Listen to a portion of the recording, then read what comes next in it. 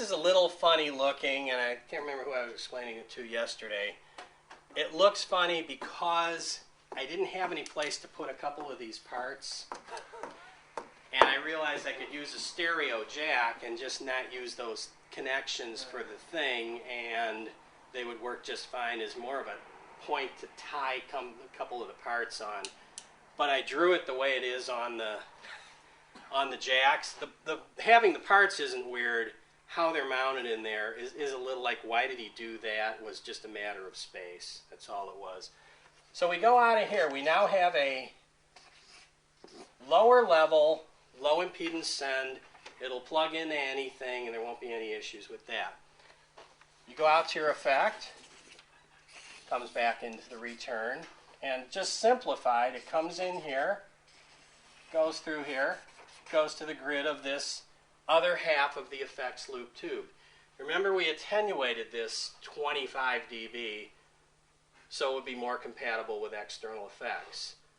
We now need to get that gain back, or we don't have enough drive to drive the power amp. This is the second half of a typical loop. This stage, with these values right here, goes in here, comes out of here, just straight gain, nothing else going on, is matching the amount of attenuation here, which means it goes into the loop from the treble control, it comes out of the loop into the master volume, and it's a little more than unity gain. Unity gain means you get out what you put in. Put a volt in, you get a volt out. I've actually bumped the gain up a little bit on it, like on your other one is even louder, because it feels cool. And that's it. So to say you don't use this to affect the tone, you do. So if you have the gain in this stage and you bump the gain up in there, the amp will feel more intense, and it might, if you play loud, that's cool, because you kind of just makes it feel hotter. It's not more gain, it's not more distortion, it's not more power. It just feels a little more responsive. If you have too much gain in this stage and you're trying to play quieter, it's a nuisance because the thing is really loud with the master on 2. So, like Gene's going to adjust this spot right here. On his first amp that he did, we actually had this a little bit more, had a little more gain in that spot, so the amp just felt louder. So you set the old one on 3 and this one on 4. It's just one of those. It's another one of those kind of trick things. It's more of marketing than anything. I personally don't mind turning the knob up a little higher, but if you go into a music store and you plug into the diesel or the whatever, you plug into the crate, and you put it on 2 and it's killing you, and you plug into this one and you have to turn it up to 5, you're going to go, oh, that one's lame.